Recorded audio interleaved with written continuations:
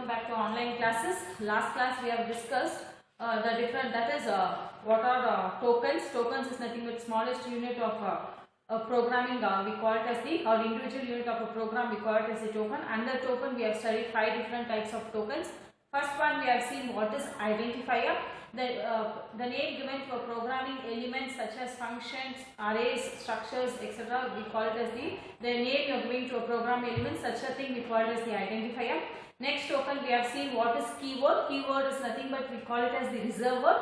It has a special meaning into the compiler. We cannot use a keyword as an identifier. In identifier we have seen what and all it is the rules required to form a identifier. Next, after keywords, we go on to constants or literals. Constants is nothing but a fixed value, that is invariant value that never change during the program execution. We call it as the constants or literals. Under constants, we have been classified into 4 different types of constants. First one is the integer constant, second one is a floating point constant, third one is a character constant, fourth one is a string constant.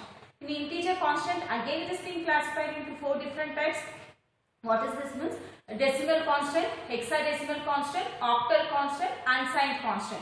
Then after we have discussed all that is 4 different types of integer constant.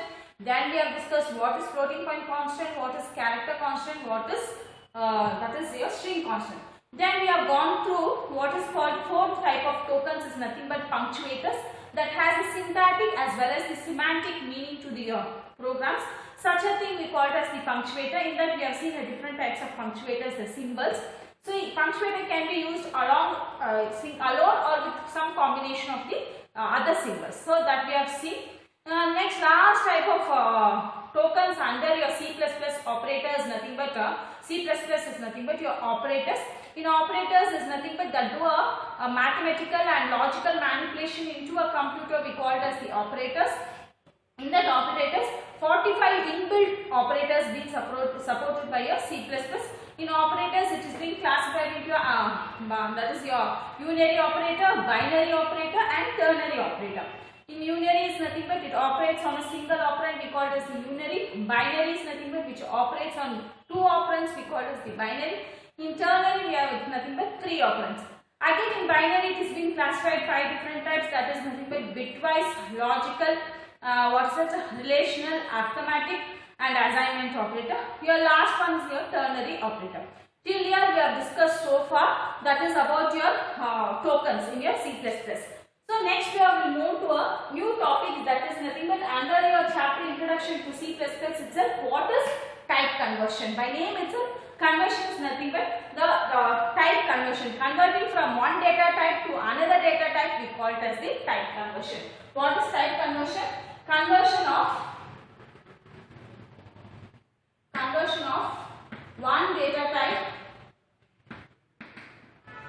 to another data type, we call it as type conversion. What is type conversion? You are converting a data, that is a given data type, whatever you are taking a one data type, converting to another data type, we call it as the type conversion. So converting a data type from one type to another type, we call it as type conversion. In type conversion, there are 2 types. There are 2 types of conversion. One is implicit conversion. Implicit conversion. Second one is explicit conversion.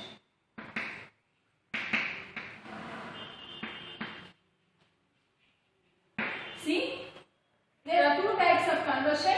One is implicit conversion, second one is explicit conversion. What is this implicit conversion?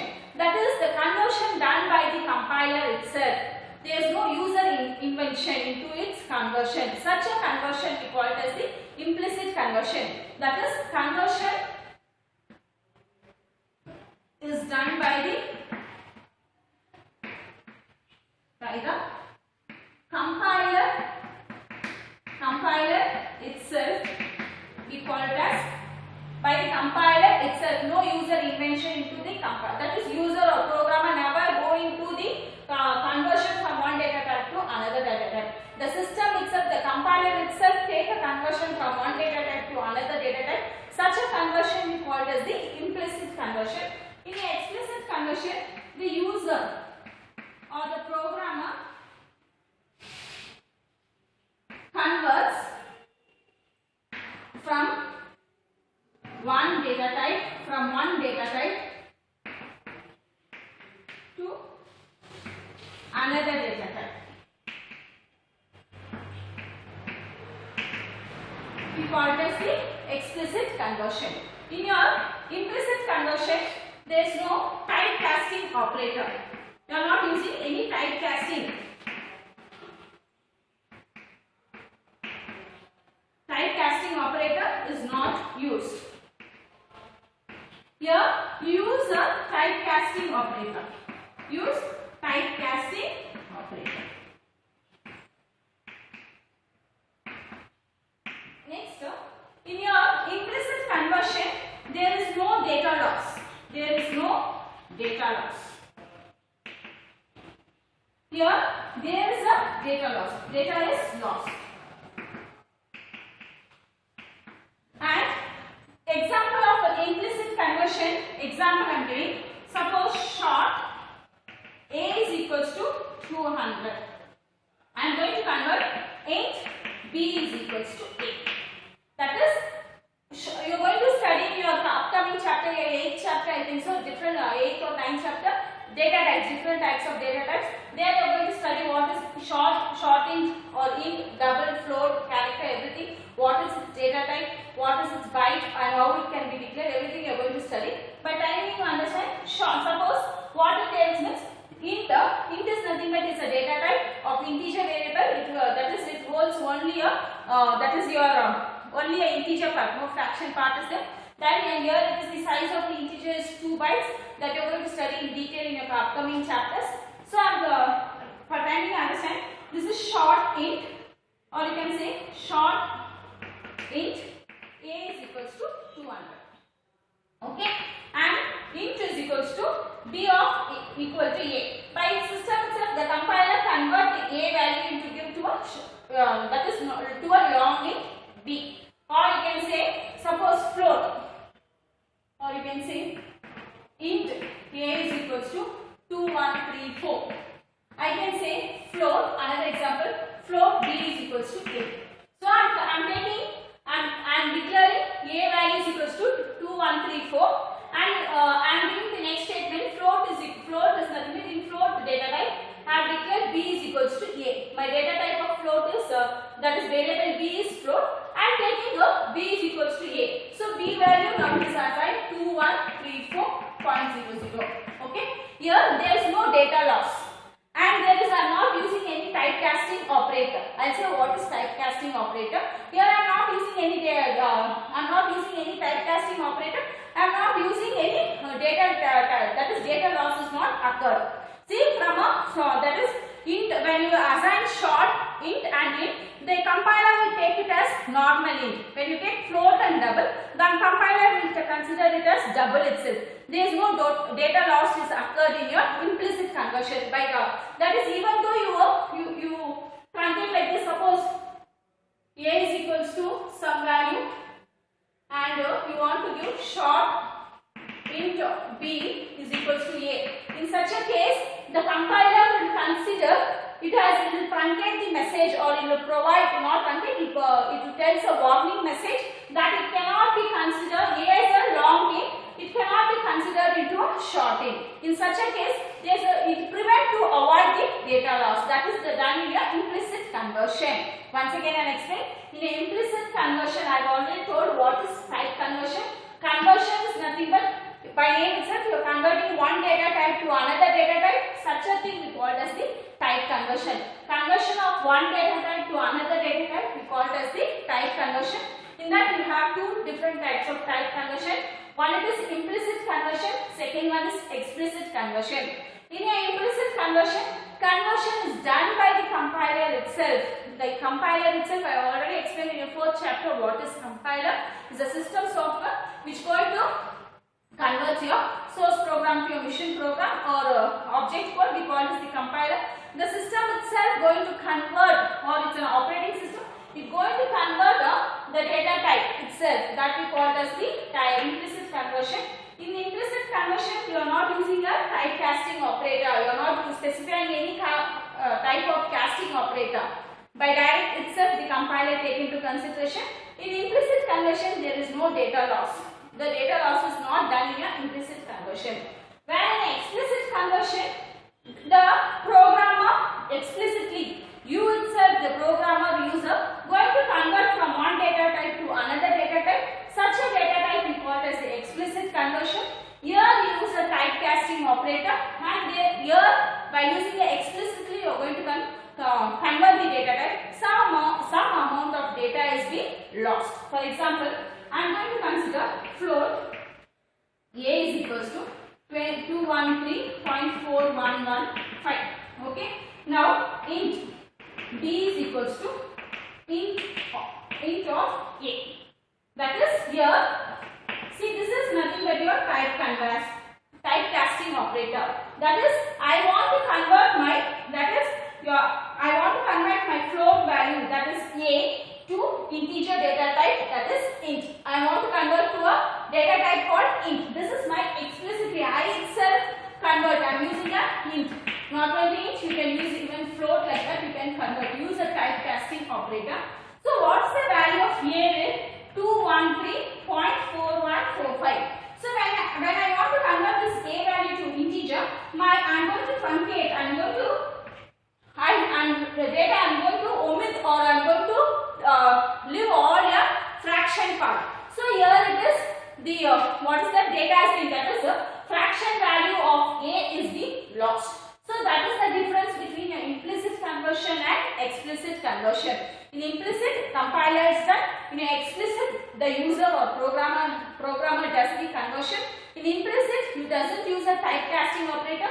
In explicit, you use a typecasting converter. If I am a programmer, I have to explicitly assign the typecasting operator from which conversion you want to typecast or you want to convert.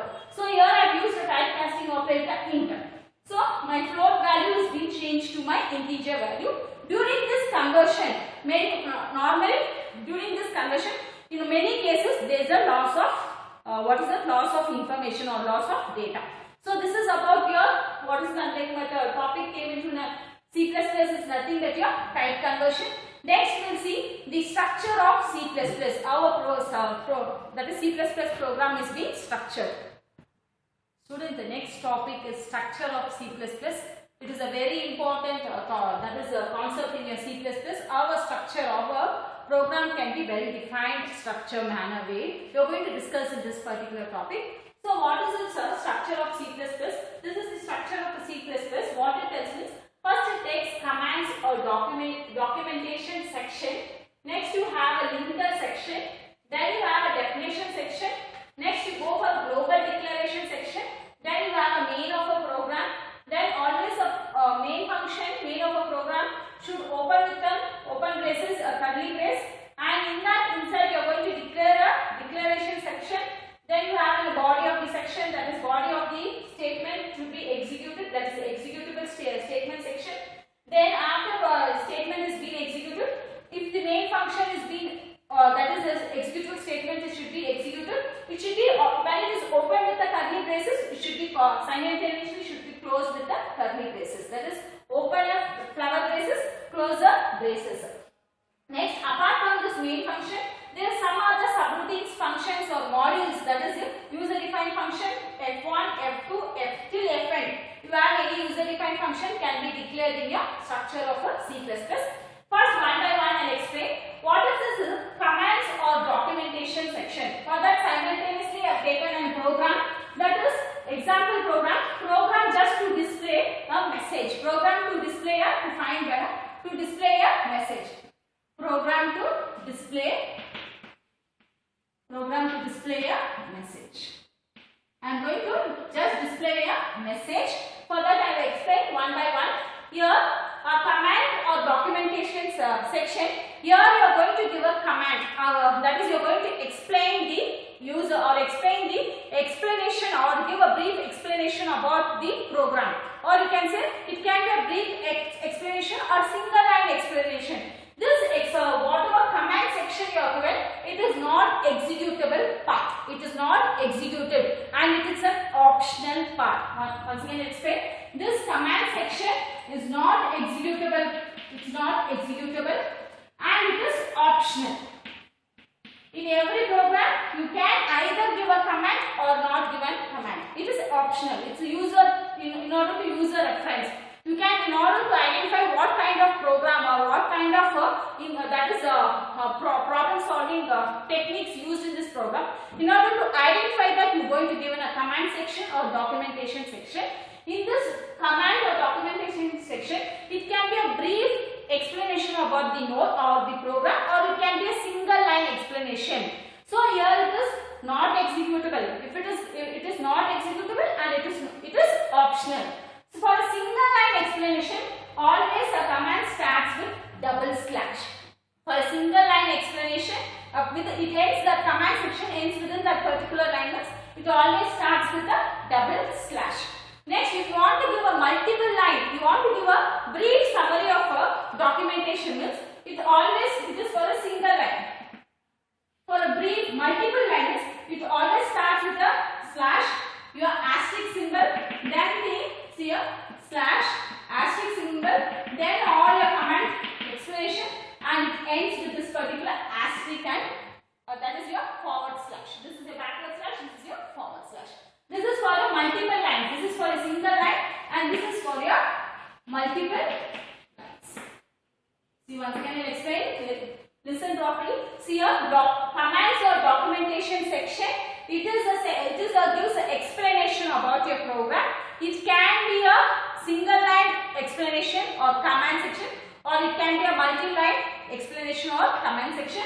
Here, in this command, it's not executable part. It's not been executed by the compiler, and it is optional. It is left to the user. You either can add a command section to your program or just leave a command section to your program. So, for a single line, it always starts with a double slash. That is, in a single line, whatever information here of the program to display a message. This is a command section or document section. It is not executed by the compiler. If you want to give a brief explanation about this program, you want to give in a multiple lines. It is for multiple lines commands. It slash into backslash, asterisk, all your command information, description. It ends with your asterisk and forward slash. This is for your multiple lines. Next you have linker section. This is for your command section. And these two for your linker section. What is this linker section? Always a linker section starts with a symbol called hash. This we call as the hash symbol. Always your linker section always starts or begins with the hash symbol. What is this hash symbol? It is also called as the preprocessor directives. It is called as the preprocessor directives. So what is this preprocessor directive? It is an instruction. It tells the compiler that is first a linker section should be executed always, then the rest of the statement or rest of the section should be executed. Your hash is a preprocessor directive. Include is your macro. Okay, iostream is your header file. So here I have already told in the linker section I have explained in your that is your fifth chapter problem solving methodology or your introduction of your C++ or software concepts. Even there I have explained object oriented programming concepts. There what is the characteristics means? It has a rich built-in of your library functions or standard library functions. So you have many type of library functions that you are going to study in next topic, coming topic. So a linker section can have always, how do you identify the linker section? It always begins with the hash symbol. Hash, this is nothing but a preprocessor directives. This is an instruction that tells the compiler to be executed before any other statement should be executed. And it tells the compiler to include the header files. What is my header file? Always a header file ends with the .h. Header files ends with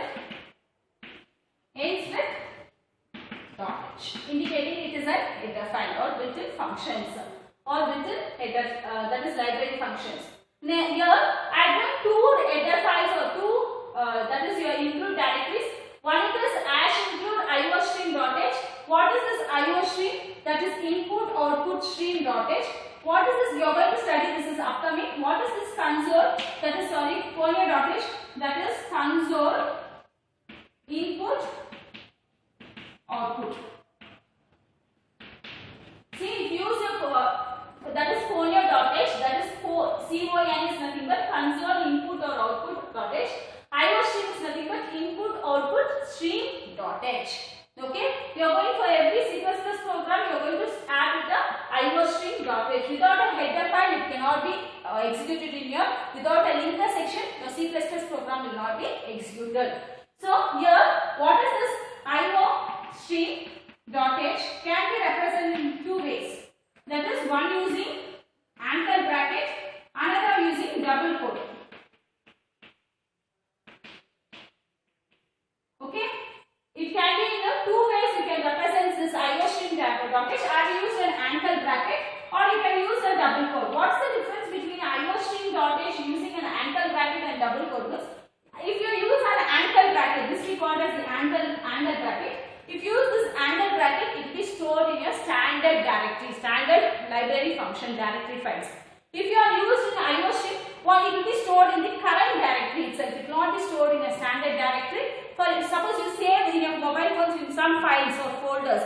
So like that, it will be a directory in a programming language or in a compiler. If you use an anchor bracket, it will be stored in your standard library function.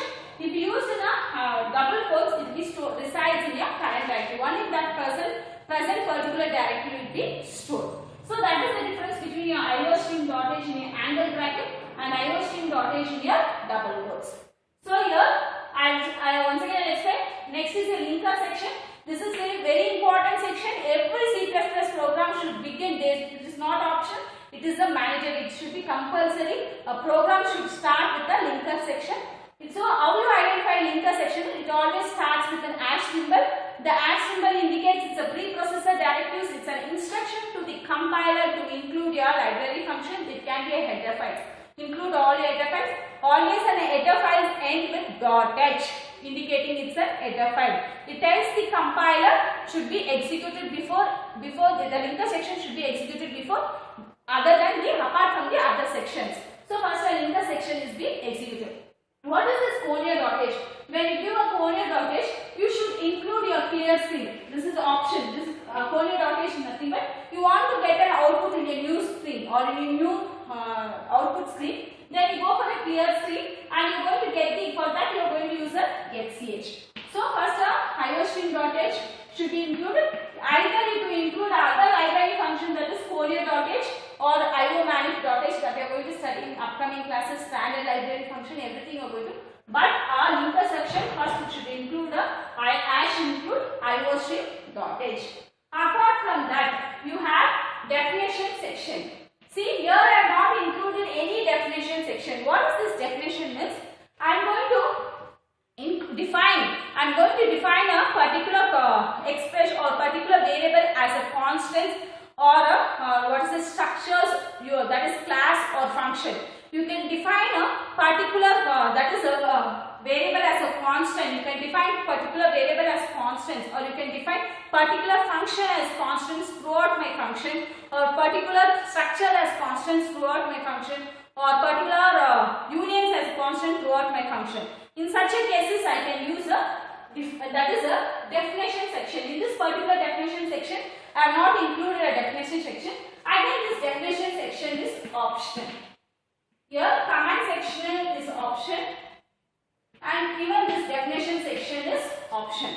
Here, linker section is must. It's a mandatory. So, what is this definition section is? It tells the compiler a particular variable it can be a constant, functions, or that is your the arrays, structures, unions can be made as the defined. It can be predefined before itself. That definition section, whatever values or expression you are given, that remains constant throughout my execution of the program. That is nothing but my definition section. Here I am not included any of the definition section. Some program you can come across hash define. How do you define the section is hash define. You use it as hash define. Here definition section always starts with hash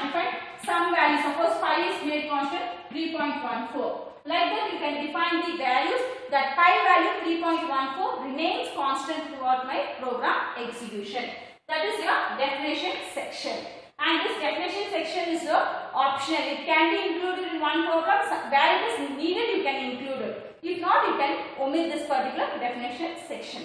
Next, you have global declaration section. This global declaration section is also optional. Okay, if a program wants to be declared globally, that is globally should be accessed by throughout the program inside the main function or outside the main function. You want to globally access that particular functions or variables, that can be given as a global declaration. In my example, I am not given any of the global declaration. In my example, I am not given definition section and global declaration section. If these two are made optional. In some program, you can give it as a definition section. In some programs, you can, where you need a global function should be or global variable should be declared for throughout my programs, you can use a global section or global definition section. Here, I have not used any of my global declaration or definition section. Next, here you are going to start with your main program. Here you are going to start with your main program. So, always a program starts with you are going to specify byte main. And so, time being you understand, you always you are going to begin with your main program. That is main of you are going to begin actual execution of the program states. Starts here. Main of the function. Always a main function should be it is I have already told, it is case sensitive. Whatever they that is the keyword or identifier should be in which case you have taken throughout the program should be considered in that particular. If you are given a lowercase itself for your identifier. If you are given an uppercase. For some keywords always as the values in your lowercase itself. So while the actual execution of the program starts here. So you are going to start with your curly braces. So I have started with your beginning of your main function. So here you have declaration section. Here you are going to declare the variables. So here you are going to declare the variables or functions. Here I have not declared any of my variables. I have used functions called clear string. Only clear string the declaration I have been made in order to that is for match with your Conium dottage. So when you include your Conium dottage, you should get into a clear picture used for clear string and dead ch. So here I have not given any declaration section of my variable. So here the declaration section, my actual declaration can be of any data type, int, a, b, c or character, name. It's an example of a declaration section. I am going to declare a variables. So this is the declaration section. After declaration section, my executable statement section. What is the executable statement section? Here it is. Cout, welcome to C++ program. This is my executable part of my, here in example, I have taken this is my executable part of my program, that is Cout. Cout is nothing but, you are going to take as an output function, okay, console output function. And this is the syntax. We are going to study it in your upcoming chapter. Output representation, output string, how it is being represented, input string, what is being represented, what symbol it is being used. Everything you are going to study in upcoming chapter. Here I have used one statement, your output statement, that is welcome to C++ program. So I execute this statement. I will get the output as in my screen, welcome to C++ program. Programming. So I will execute this particular statement. So whatever statement given in double quotes, that will be displayed. After end of the statement, it should be terminated with your semicolon. So this is Cout. I am taking one of the output function. Welcome to C++ program. That is my executable statement. After executable statement is being executed, always a main function should be opened with the curly braces and it should be closed with the curly braces. So I close with the curly braces. Apart from within the main function, you have any other user defined function. You have some other function like function 1, function 2, function till function n. If it is needed in your programming, this is about a simple program to display a message. When you go for a lab programming, you have a different types of user defined function. There you are using the subroutines like F1, F2, Fn. So this is about your C++, structure of your C++ program. So once again explain, first is your command section or documentation section. In command or documentation section, it is not an executable section and it is an optional. Either you can provide it as in your program or you just omit that particular documentation section. For always a documentation section, for a single line it starts with a double hash. For multiple lines it starts with a forward, that is your forward, that is forward slash asterisk, and ends with asterisk backward slash. That is for your multiple lines. Next, and this is your optional section. Very important section is nothing but your linker section. This linker section is nothing but it is the beginning, that is always a linker section starts with the hash symbol. This is my hash symbol. This indicating it is a preprocessor directives. It tells the compiler to execute it tells the compiler to include the header files. Always a header files ends with .h. Include the header files. It tells the compiler first a linker section should be executed, then the rest of the section. So this is your linker section. In a linker section there are many kind of standard library function or header files can be included. So hash include is a preprocessor directive, iostream.h is an header file. So always an header file is ended with your .h. So for your requirement of a program, many number of library function or linker section can be included in your in your section called linker section. Next you have definition section. If some program want to be defined, that is constant throughout my expression, some constant for a function or arrays, structures, unions, class, we want to define some constant value, define global, that is throughout my function should be defined some value as a constant. In such a case, you go for definition section. And this definition section is also optional. Every program cannot have a definition section. If there is a necessity, you can give a definition section. It always begins with hash define. It always begins with hash define. And your constants, what made should be constant throughout your function. Either functions, where that is your structures, unions, classes, everything made as a constants. So next you have global declaration section. In my program I am not given any global declaration. So a global declaration is nothing but throughout the function, a variable or function should be remained, that is can be accessed globally throughout the function, or globally variables can be accessed throughout the programs. Such a thing you can declare in your global declaration section. Every program cannot have a global declaration. If a program is necessity to have a global declaration, then you go for a global declaration section. Again, this is optional, and define section is also optional. Now here you are going to start with the void main. The main function of a program always starts with a main, void main, and it is the main beginning of your program execution. So it opens with your program opens with the curly braces. In this you have a declaration section. You are going to declare a variables here or declare a function. You are going to just declare the variables. In a declaration section, in my program I have not declared any variables. I have included for a coirotation, that is a clear screen function, in order to make the screen that is clear. The output screen should be clear, and I am getting that character to get ch. That you are going to study in this particular character get ch. Next, you have executable statement section. Once you declare, you are going to go for executable statement section. Here in my program, I given the executable statement structure is nothing but cout welcome to C++. I am going to display that is my executable statement. What is cout is nothing but your output function that you are going to study in your coming chapters. What is output function? What is input function? So this statement is being executed. After executing, it come out of the program is being closed. So once it is opened with the curly braces, any function, it will be a main function or any subroutines function. If it is opened with the open braces, it should be end with the closed braces. So apart from this executable statement within the main function, if any other function is being defined by the user, any subroutines, modules or segments is being declared in a program, that should be executed. So this is the structure of your C++. This is very important concept in your C++, how it is going to arise, that is how a program is well structured.